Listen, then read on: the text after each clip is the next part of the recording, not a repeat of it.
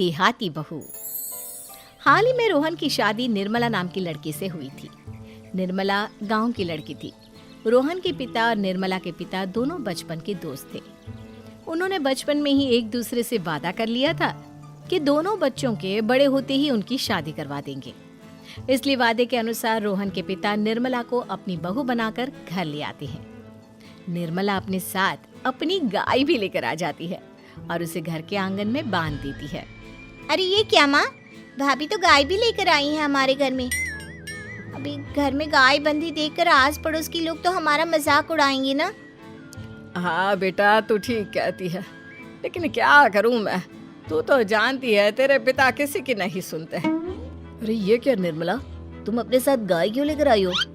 आपके शहर में पैकेट वाला मिलावटी दूध मिलता है ना, लेकिन मुझे तो रोज ताजा दूध पीने की आदत है। गाय लाकर मैंने ना बहुत अच्छा किया है। अब हम सब रोज ना गाय का ताजा ताजा दूध पियेंगे। अरे ये सब तो ठीक है, लेकिन तुम ध्यान रखना कि तुम्हारी गाय की वजह से आस पड़ोस के लोगों को कोई तकलीफ ना हो। हाँ हाँ, मैं सब देख लूंगी, आप चिंता ना करें। कुछ दिन बीत जाते हैं। फिर एक दिन, चल बहू, आज हमें बाजार से सब्जी खरीदने जाना है। उसके बाद सुनीता निर्मला को बाजार में ले जाती है। सब्जी के महंगे दाम देखकर निर्मला के तो होश उड़ जाते हैं। ये क्या माँ जी, 1000 रुपए की सब्जी, ये तो बहुत ही ज्यादा है। अब क्या करे बहू, शहर का तो यही हाल है। ना ना ना, मैं इस तरह पैसों की बर्बादी बर्दाश्त नहीं कर सकती। अब से ना हम इस बाजार से सब्जी नहीं खरीदेंगे। फिर अगले दिन निर्मला घर के आंगन की मिट्टी खोद कर वहाँ तरह तरह की सब्जियां लगा देती है। अरे काव्या, तेरी भाभी तो बहुत अजीब है, उसने तेरे पूरे आंगन को खेत बना कर रख दिया। मेरी समझ में नहीं आता तुम लोग इस लड़की को कहाँ से पकड़ कर लाए हो। अरे सब मेरे पिताजी का किया धरा है। सालों पहले अपने दोस्त से किए वादे के चलते उन्होंने उस गवार को हमारे गले बांध दिया। अरे तेरी भाभी सच में एक नंबर की गंवार है। उसे तो ढंग के कपड़े पहनने तक नहीं आते, ऊपर से उसने तेरे घर को गांव का तबेला बनाकर रख दिया है। उन औरतों की बातें सुनकर काव्या को बहुत बुरा लगता है। फिर वो अपने भाई रोहन से इस बात की शिकायत करने लगती है। रोहन निर्मला को समझाने की बहुत कोशिश करता है, लेकिन निर्मला के आगे उसकी एक नहीं चलती। फिर एक दिन रोहन निर्मला को एक शादी में ले जाता है। सभी मेहमान खाना खाने में व्यस्त थे। उधर रोहन भी अपने दोस्तों से गप्पे लड़ाने लगता है। तभी निर्मला तंदूरी चिकन के स्टॉल से ढेर सारे लेग पीस उठाकर अपने पर्स में डालना शुरू कर देती है। घर जाने के बाद इसे फ्रिज में रख दूंगी और कल सुबह मजे से खाऊंगी। फिर खाना खाने के बाद दोनों पति पत्नी वहाँ से जाने लगते हैं, लेकिन तभी दुल्हन का भाई उन्हें रोक लेता है। अरे ये सब क्या है? मैंने यहाँ खाना खाने के लिए सबको बुलाया था, खाना चोरी करने के लिए नहीं। तुमने पर्स में जो चिकन के लेग पीस छुपा रखे ना, चलो बाहर निकालो उन्हें। दुल्हन का भाई फौरन निर्मला से पर्स छीनकर सारे लेग पीस बाहर निकाल लेता है। मैंने इतना खर्चा करके खाने पीने का इंतजाम किया है और तुम हो कि यहाँ से खाना चोरी करके ले जा रही हो? शर्म आनी चाहिए तुम्हें। वहाँ मौजूद सभी लोग निर्मला को भला बुरा कहने लगते हैं। अपनी बेइज्जती होते देख रोहन दुल्हन के भाई से माफी मांगकर निर्मला को घर ले आता है। निर्मला, आज तुमने सबके सामने मेरी नाक कटवा दी। आखिर तुम्हें चिकन के पीस चुराने की जरूरत क्या थी? मुझे माफ कर दीजिए रोहन जी। दरअसल ना, हमारे गांव में जब भी शादी होती थी तब मैं और मेरी सहेलियां इसी तरह शादी से ढेर सारा खाना लेकर आते थे। मुझे नहीं पता था कि मेरी इस गलती से आपकी इतनी बेइज्जती हो जाएगी। मुझे माफ कर दीजिए, आज के बाद ऐसी गलती कभी ना करेंगे। इतना कहकर निर्मला रोने लगती है। निर्मला को रोते देख रोहन का दिल पिघल जाता है और उसे माफ करके गले लगा लेता है। इस तरह कुछ दिन बीत जाते हैं। फिर एक दिन रोहन उदास होकर घर लौटता है। रोहन के कपड़े बुरी तरह फटे हुए थे। अरे बेटा, ये सब क्या है? किसी के साथ मारा पीटी हो गई है क्या? नहीं माँ, आज हमारी जिंदगी का सबसे बुरा दिन है। म्युनिसिपालिटी वालों ने हमारी दुकान तोड़ दी। आज से हमारी आमदनी पूरी तरह बंद हो गई। हे भगवान, हमने तो किस्त पर ढेर सारा सामान ले रखा है। अब हम सारे सामान की किस्त कैसे चुकाएंगे? मेरी तो सोचने समझने की शक्ति ही खत्म हो गई। पता नहीं आगे हमें और कितनी मुसीबत झेलनी पड़ेगी।